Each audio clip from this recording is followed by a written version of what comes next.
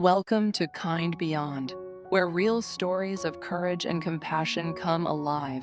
In a world once torn apart by hate, there was a small village that chose kindness over fear and changed history. Today, we bring you an untold story from the heart of France, a story of ordinary people who did something truly extraordinary. Stay with us till the end, because this story will make you believe in humanity again. Europe, 1940. The world was engulfed in the flames of war. Nazi Germany had launched its brutal campaign against the Jewish people, determined to wipe them out completely. Death trains were rolling, ghettos were filling, and hope was disappearing fast.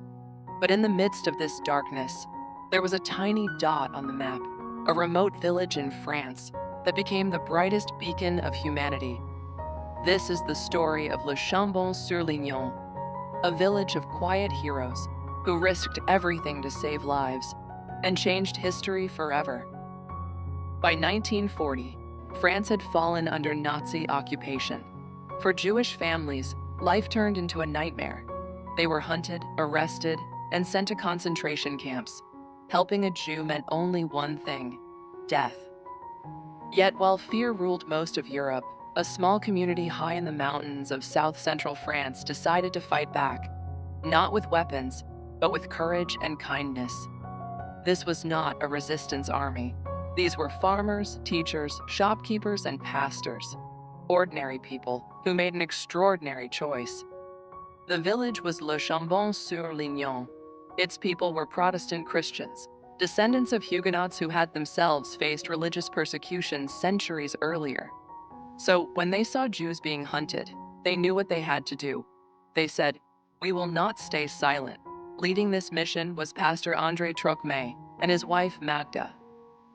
One Sunday morning, Pastor Trocmé stood in church and declared, "We will shelter anyone in danger, Jew or not." The congregation nodded in silence. That day, the greatest rescue operation of the war began, not by soldiers, but by villagers armed only with love. But the Nazis were not blind. They suspected something. Patrols grew frequent. Soldiers searched homes. One wrong move, and the entire village would be destroyed. Historians estimate the village saved nearly 3,000 to 5,000 Jews, an astonishing act of bravery, especially when the cost of failure was death. The danger was real. Some villagers were arrested. Some never came back. Pastor Trocmé himself faced constant threats. Yet not one person betrayed a single Jew.